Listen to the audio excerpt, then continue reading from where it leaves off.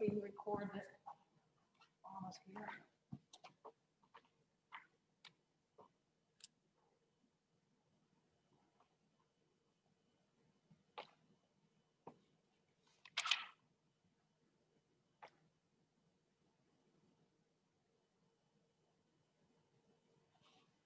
Okay, so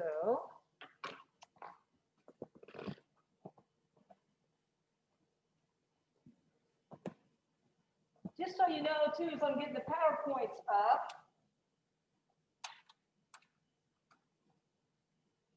I did grade your forums. Everybody should have gotten some kind of email from me about forums 11 through 15. Don't forget to do 16 through 20 as we move along. Also, as a reminder,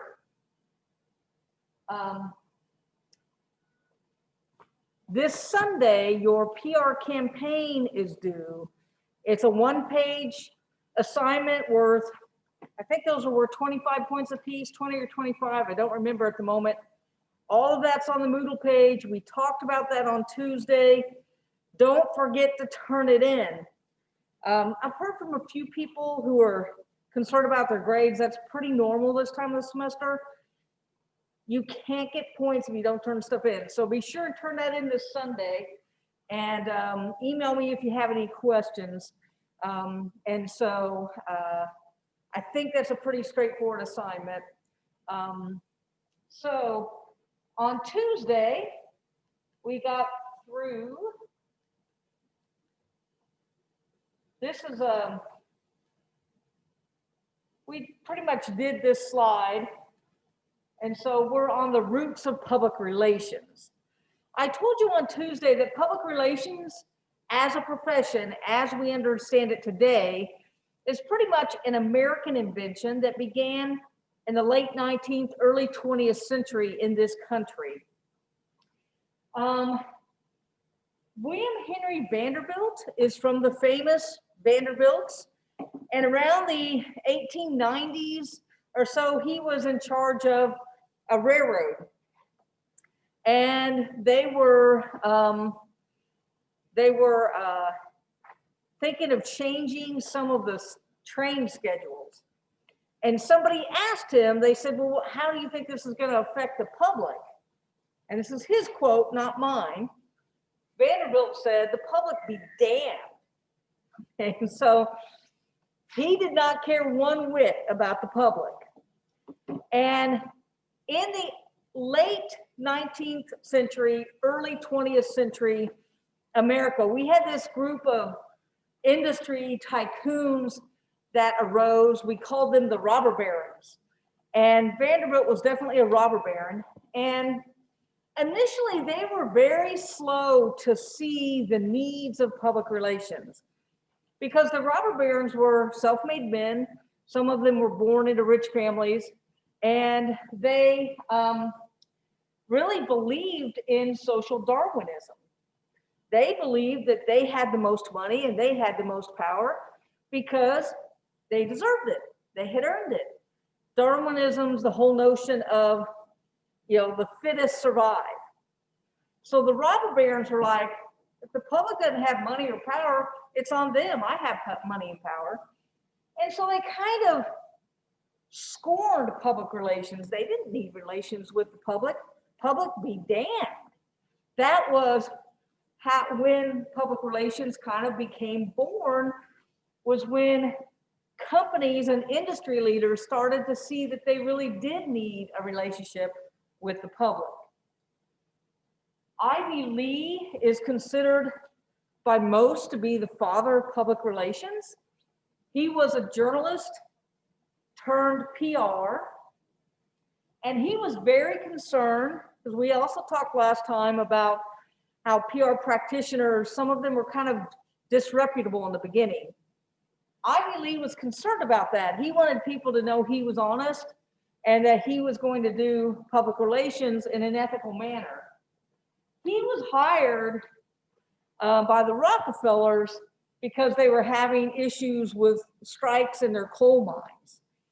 And so Ivy Lee was hired to come along and sort of smooth that over.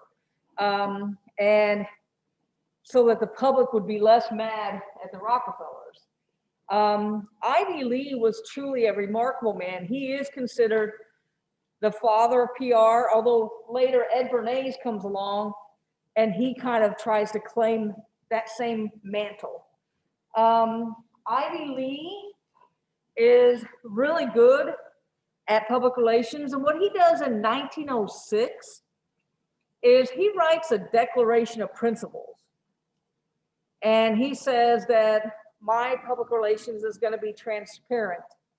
We're going to keep the public informed, we're going to tell the truth, and we're going to work with reporters. That doesn't sound revolutionary today, but it was revolutionary in 1906. So not only did he write the Declaration, but then he sent it to a bunch of newspapers, sort of like a news release. Ivy Lee Public Relations, he had a couple of different firms over the years, was going to be a different kind of public relations.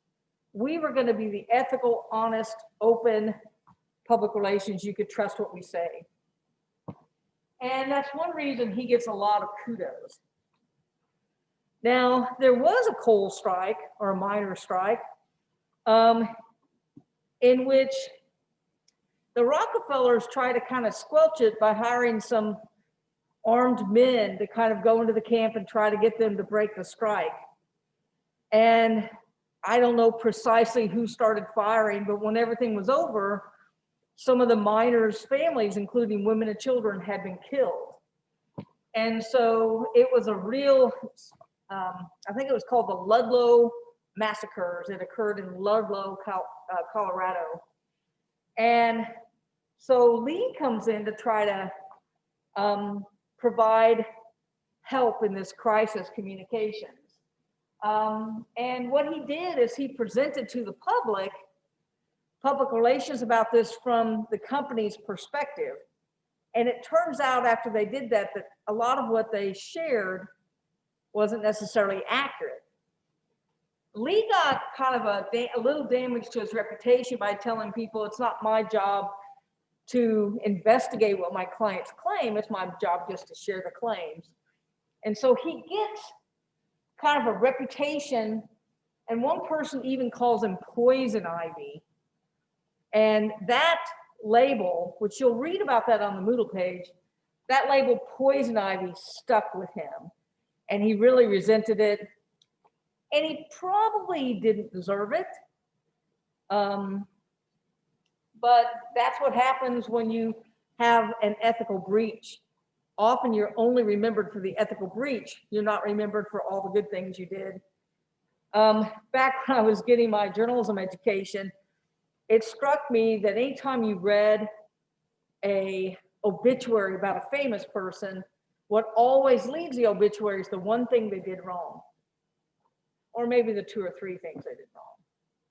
But, you know, it'd be President so-and-so who had an affair with so-and-so, had 2 terms where, you know, the economy was spectacular, that kind of thing. And so it tells me that we're the kind of society that remembers the one bad thing you did and it kind of erases all the good things. So Lee had some critics, but he did try to bring honesty to the profession that hadn't been there before. So I don't know, it's a mixed bag, but I give him more credit than not. The Creel Committee we just saw on the video, this is a really interesting committee to me because you run on the fact that you've kept America out of war, you get reelected, the next year you go to war. Now there were reasons for it, there were things that happened, but I would maintain, I think Wilson knew in 1916 when he was running that they were going to end up in war, but I guess you don't tell people that right before they vote for you.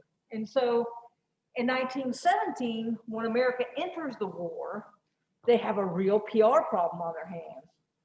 And so the Creel Committee, which was actually the Committee on Public Information, but it became informally known as the Creel Committee because George Creel headed it. They sold Americans on the war, and they did just such a great job that it's still today considered the best PR campaign done by the government. The Office of War Information was also created as a way to kind of keep check on what was published about the war. There was a war correspondents did have to submit their articles through the Office of War Information. So anything that was published was censored of a sort. That doesn't mean they necessarily cut everything out, but they read it before it was released. And so the wars are where we see public relations on really kind of a global scale.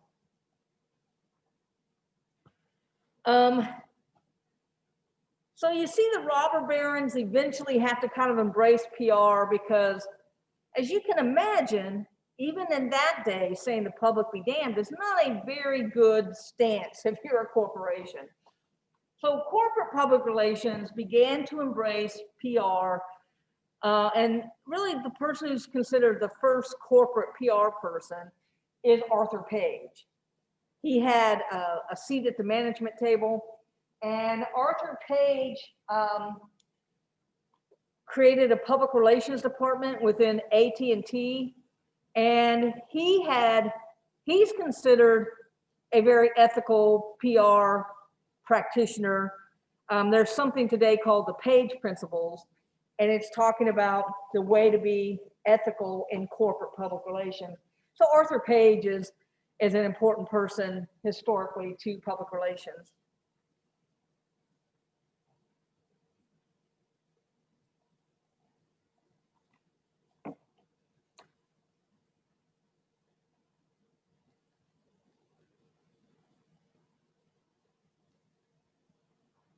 Excuse me. I don't know why he's not on here. Before we skip to the next slide, let's talk a minute about Ed Bernays, because he's one of the guys that's on your study guide. Ed Bernays proclaimed that he was the father of public relations. Usually that's something you want other people to say about you. He comes along just a little bit after Lee, Ivy Lee, and they were kind of rivals because he comes along, he's this brash, younger guy. He doesn't really respect what Lee does, and he tries to claim that he's the father of public relations. The truth is that Ed Bernays did so much for public relations, he makes a strong case. And really the two of them, I think, are perceived by most to be the two people most responsible for founding modern public relations. There's a really great book, if anyone's interested in this, called The Father of Spin, and it's a biography of Ed Bernays. Bernays was kind of a genius because he used psychology in order to influence people. Bernays was the nephew of Sigmund Freud, and he understood the value of psychology. And so what Bernays would do is he would try to change people's behavior by trying to figure out what they wanted, what was their self-interest, and then appealing to it. The book I referenced has several examples, and but I'll just give you one because we'll move on. Ed Bernays was hired by the dairy industry because they had seen a dip in eggs. And they basically hired him and said, we'd like to see sales of eggs go up. And so he got to thinking about it, and eggs are often associated with breakfast. It's not the only thing. But what he decided to do was pitch a campaign to people saying that breakfast is the most important meal of the day. All of us have probably heard that. I heard that from my mom my whole life. That was an invention of Edward Bernays. That's how powerful he was.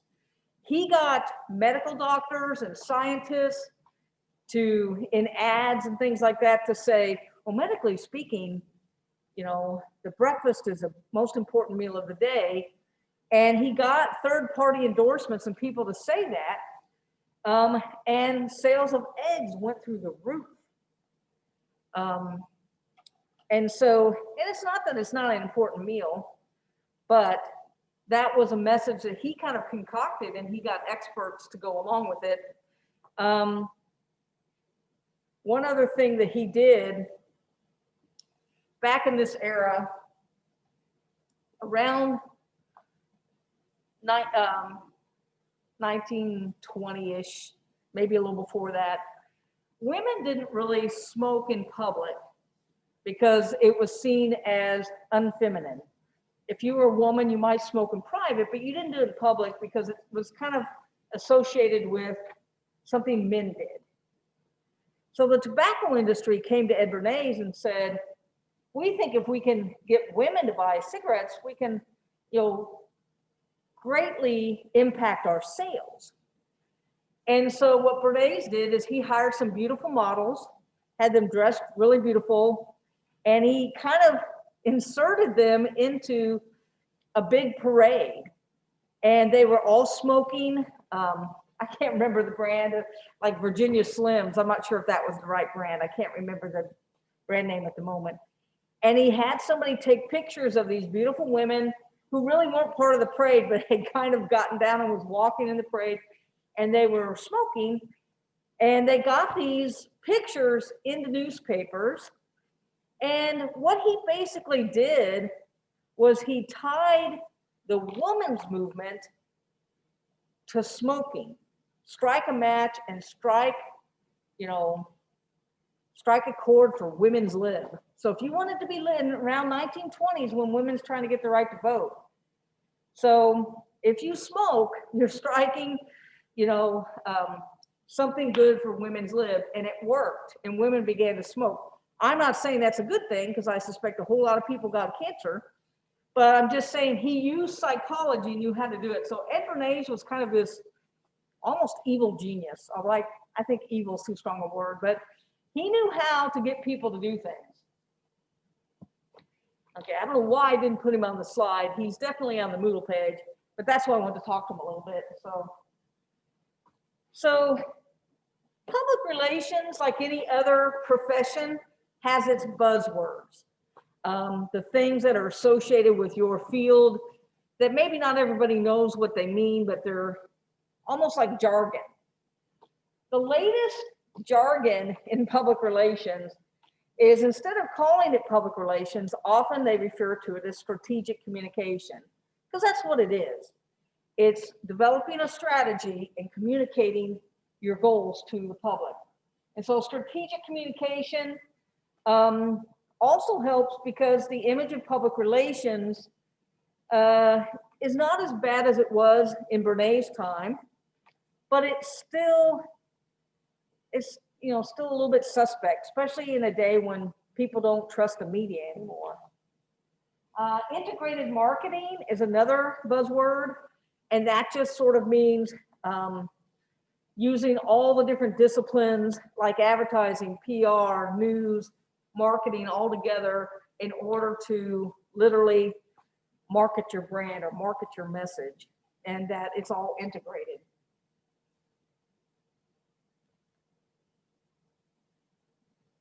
So what are some public relations tactics that we have available? Well, media relations is the one that we probably are the most familiar with because it's the one where the PR practitioner is engaging with the media. Maybe they're at a podium and they're the spokesperson, like the presidential press secretary, or maybe they're sending news releases, or they're in the local newspaper, or maybe they're being interviewed by local TV station, or maybe it's social media. But the media relations program is a more visible part of what public relations is. P.T. Barnum was considered a genius at really manipulating public perception for people to come to his circus. The greatest show on earth. Well, really? We don't know that it was. But he marketed that, and years later, people still associate that phrase with him. Paul Garrett was a man associated with General Motors, and in your textbook, there's a little call-out box about him. And General Motors wanted to sort of improve its image with the public and not be seen as this massive corporation, but more as sort of a friendly company that is looking out for everybody. And Paul Garrett was kind of a genius behind that. So I'm going to point you to that little case study in the book to read up more about him. But he did several things to kind of enhance General Motors' image. I heard that too. I don't know what that was. People at home, there was some kind of noise in the auditorium, but I don't know what it was. But anyway, image management. One of the things that PR people do is they help companies manage their image. There are several case studies in the textbook. One of them deals with BP and deals with BP when it had an oil spill and how it dealt with people. And there have been several different cases of crises that have happened to companies, and how you respond to them affects how the people feel about you. And there have been several image campaigns that have kind of failed. It depends upon the crisis. The public will hold you more accountable if, you okay back there? I'm too.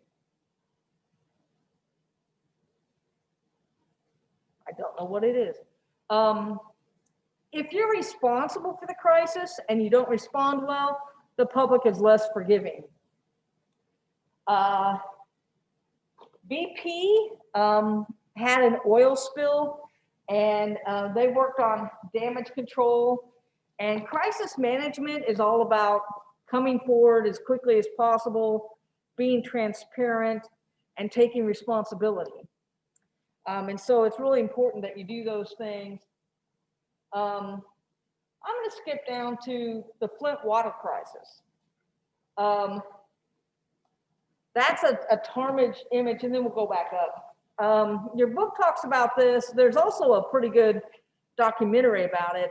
I think it might be on Netflix. But the Flint water crisis happened. The government officials in Flint, Michigan said that they decided to go away from the Flint water supply and just get water for citizens from the Flint River. And they said this would save them money. And then they realized that the water hadn't been treated properly. A lot of people had been poisoned, including children. And so people became outraged that government officials at Flint were trying to save money, and they ended up poisoning children. There's almost no way to come back from that. I mean, there's just like, you poison children, there's not much way you can come back from that. They did eventually go back to the Flint water source that wasn't the river and all of that, but that just was a big mess. And so that's an example of how public relations can help you properly message things, but depending upon the mess, you may not, you may or may not survive it. One of the things that public relations does is they're advocates for their company, or they're advocates for maybe a client or a cause. And so lobbying is a big part of public relations, and lobbyists deal with government relations. And they deal sometimes with growth industries. And so the petroleum industry might lobby the government, for instance. And so part of what PR people can do is influence peddling is almost negative, but they can influence government on behalf of an industry. Political communications is a huge part of PR. It's not the only part, but it's a kind of specialization that we have seen, the last couple of years in terms of advertising. I was struck by the number of you in your forums that said that your worst favorite ads were the political ones because you just got sick of them. And I kind of have to agree with you there. And several of you noticed other ads that you like Jake from State Farm. I think that's a great ad. And some others, but several of you were sick of the political ads. I think it's because we've gotten kind of nasty in the way we treat each other in politics today. Public relations has tried to become more and more professional. Around the middle of the 20th century, around the mid-1940s, Public Relations Society of America was born in an attempt to make PR more professional. And so, and it has succeeded. And so one of the things that they've tried to do is get credentials for PR practitioners. There have been conversations about licensing journalists and licensing PR people. One of the reasons we don't do that as a profession is because of the First Amendment. If you're an engineer, you have to take a test to be licensed. But we can't really license journalists and say, okay, you can practice and you can't because of the First Amendment. And the same thing is true of PR practitioners. So what PRSA and other public relations organizations have done is they've created a credentialing process. And so you can actually take a test and become accredited in public relations. I became accredited in public relations in, I think, 2009. I was teaching at Belmont. And it takes about a year because first you have to apply, then you have to submit like a portfolio of your career, and then you have to meet with a panel that kind of quizzes you about your career. They have to vote that you're legit enough to take the test, and then you have to take the test. And I don't remember the percentages, but most people fail it the first time. And you can keep taking it within that year multiple times. You have to pay each time, but it's not uncommon for people not to pass it. So I felt very pleased to have passed it. And the main reason I did that, to be honest, is I was a journalism teacher at Belmont, and they asked me to start the PR program.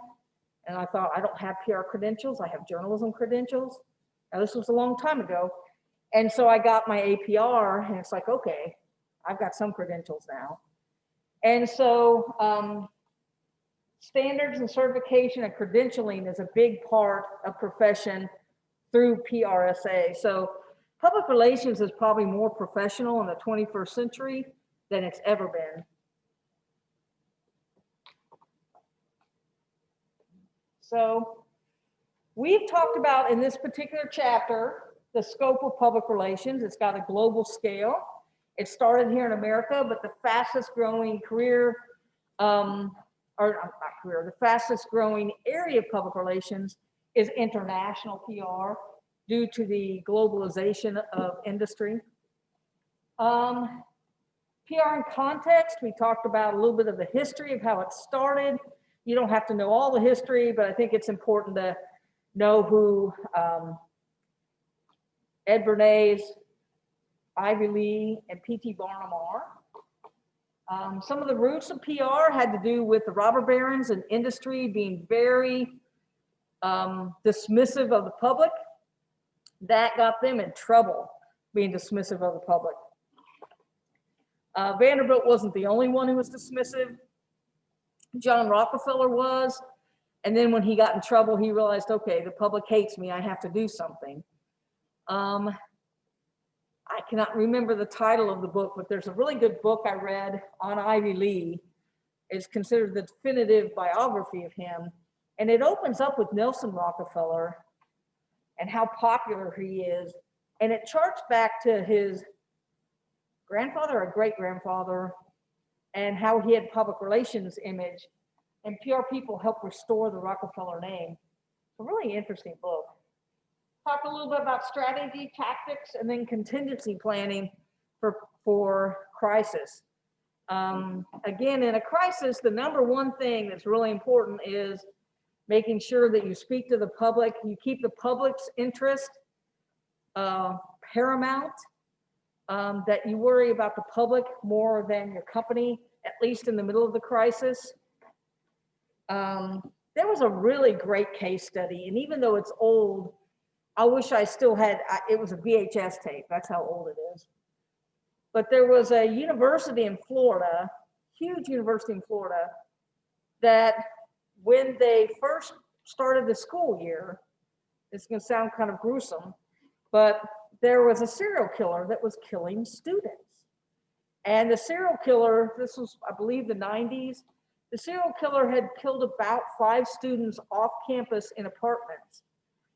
And so students were getting ready to leave for Labor Day, and the scuttlebutt was they weren't coming back because they had not caught the serial killer. And as you can imagine, you'd be scared to death. So it's a great case study in how the university protected students.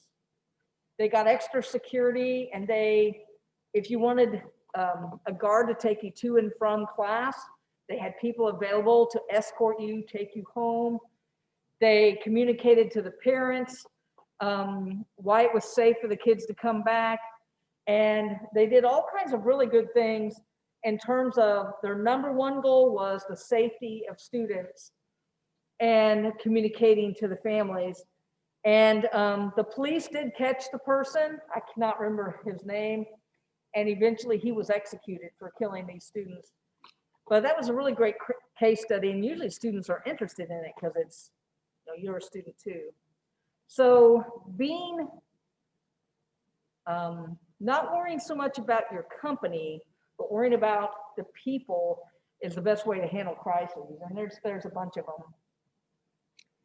Well, I think that's kind of that chapter in a nutshell. Does anybody have any questions? Anybody home?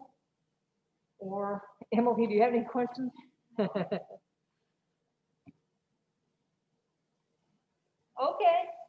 Well, I have another video I could share you, but you know what? It's Thursday. I think I'm just going to let you go. Don't forget to do your homework and turn it in Sunday night before 11:55. I look forward to reading them. And I'm going to stop the recording, let people go at home. And I will see you on Tuesday.